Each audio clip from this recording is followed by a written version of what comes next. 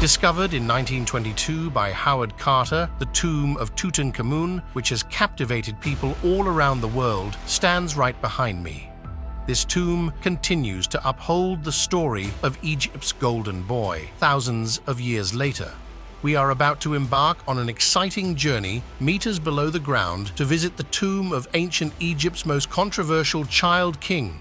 Prepare for what you're about to see, as you're going to witness a piece of history that will send shivers down your spine. Now, let's move towards the interior of the tomb and see what we will encounter.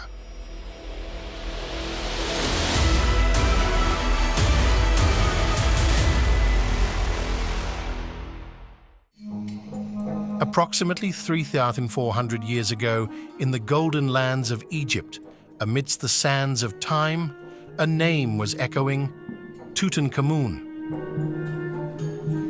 This is the story of a pharaoh who became king at the age of 9. With the death of his father, Tutankhamun ascended to the throne of Egypt at a young age and initiated such a change that it also had connections to Prophet Joseph. Tutankhamun's father was Akhenaten, one of ancient Egypt's most controversial pharaohs.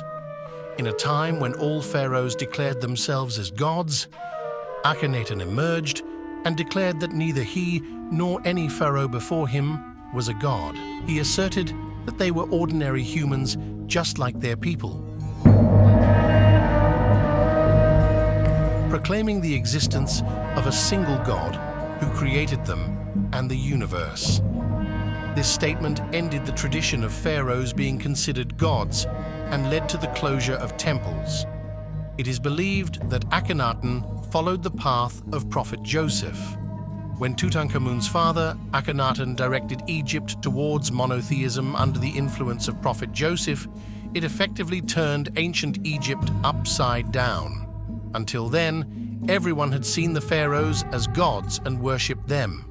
Akhenaten's actions were not only a religious change, but also a political maneuver. The shift of ancient Egypt towards a single creator was short-lived, ending with Akhenaten's death and the ascension of his 9-year-old son, Tutankhamun, to the throne. The young king soon started declaring himself as their god.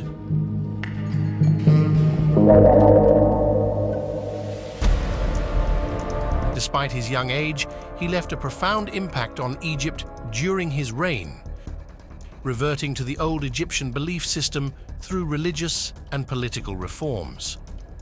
However, Tutankhamun's rule was to be short-lived, as he died unexpectedly in his early teens. His death remains a mystery even today. I'm about to enter the cursed tomb of ancient Egypt's most talked-about pharaoh, who ascended to the throne at the age of 9 and lost his life at 18. You will even get a close look at him displayed in a glass case in his tomb. But first, I want you to hear the story of how his tomb was discovered. This is significant because after the tomb was opened, anyone who approached it seemed to encounter misfortunes, leading to rumors of a curse associated with Tutankhamun's tomb. The year was 1922. British archaeologist Howard Carter's long-term excavation efforts in the Valley of the Kings in Luxor were not yielding results. His sponsor, Lord Carnarvon, was losing interest in funding the project. Just when all hope seemed lost, they finally discovered Tutankhamun's almost untouched tomb. This discovery sparked immense excitement worldwide and revived interest in ancient Egyptian history. The treasures found inside the tomb were of incredible wealth and artistic value. Gold-plated coffins, a magnificent death mask, statues, jewelry, and ritual objects made to ease the pharaoh's passage to the afterlife were among the most notable finds. These artifacts showcased Tutankhamun's riches and the artistic mastery of his era. Today, these priceless treasures are on display in the Egyptian Museum in Cairo, which I visited in my previous video. I've come to the Valley of the Kings in Luxor to enter Tutankhamun's tomb and see him up close. This place, in my opinion, is one of the most impressive in Egypt. Upon entering this area, a miniature version of this vast necropolis, prepared for the ancient Egyptian kings on the west bank of the Nile River, greets us. Over 60 mesmerizing tombs have been discovered here. This miniature shows the distribution of the tombs in the valley, and the tunnels open to access each tomb are truly impressive. From Ramses to Tutankhamun, from Seti to Thutmose, from Amenhotep to Yuya, you can enter all these tombs and witness history.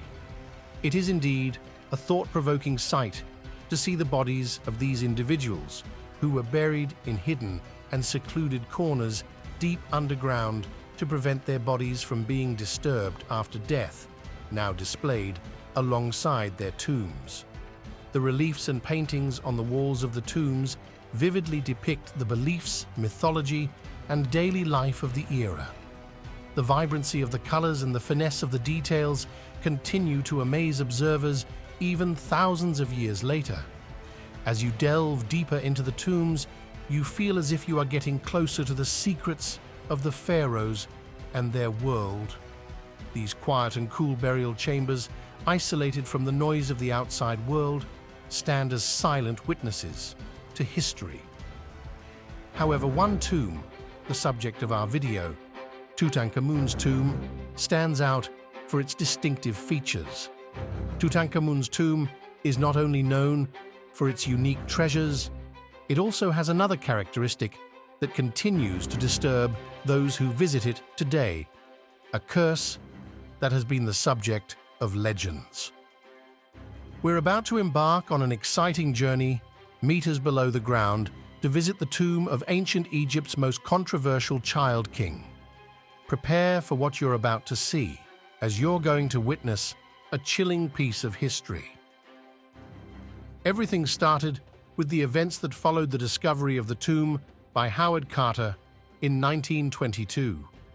In many parts of the world, especially in ancient Egypt, tombs and treasures were often believed to be protected by various spells and talismans.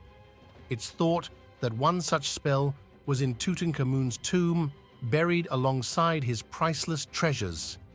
These rumors, especially following the tomb's discovery, sparked a series of events that continue to fuel the legend to this day. So, what happened? What caused people to be cautious about this tomb? The first event that ignited the notion of a curse associated with Tutankhamun's tomb was the death of Lord Carnarvon, the sponsor of the tomb's discovery.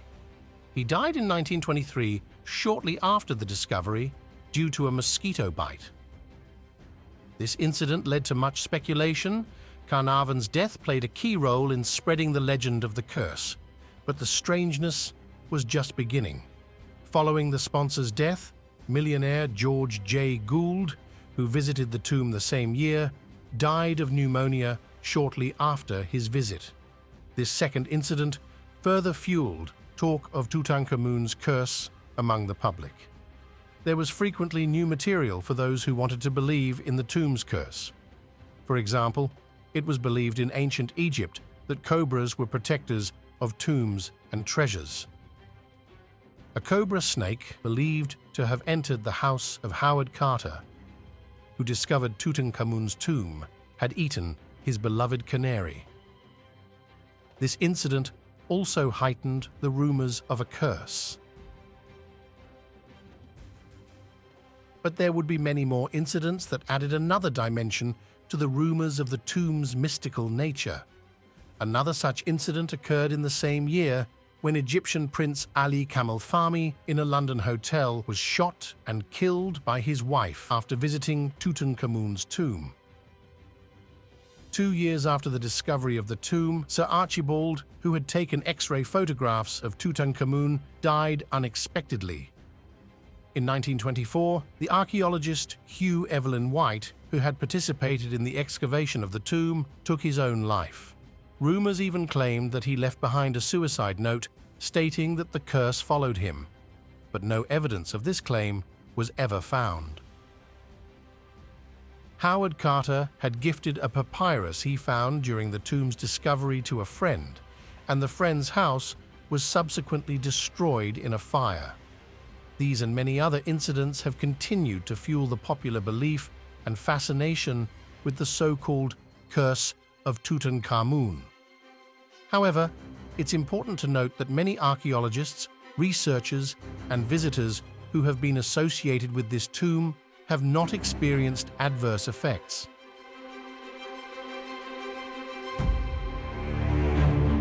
Another mysterious aspect of Tutankhamun is his dagger.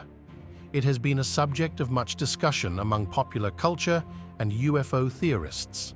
The dagger is unique because it was made of iron, a metal not commonly used in ancient Egypt and considered very valuable. X-ray examinations revealed that Tutankhamun's dagger was made from a meteorite. The claim of the dagger being an alien product is based on the fact that its iron was derived from a meteorite, adding to the mysteries surrounding Tutankhamun. That's all for now from the Valley of the Kings. See you in the next adventure.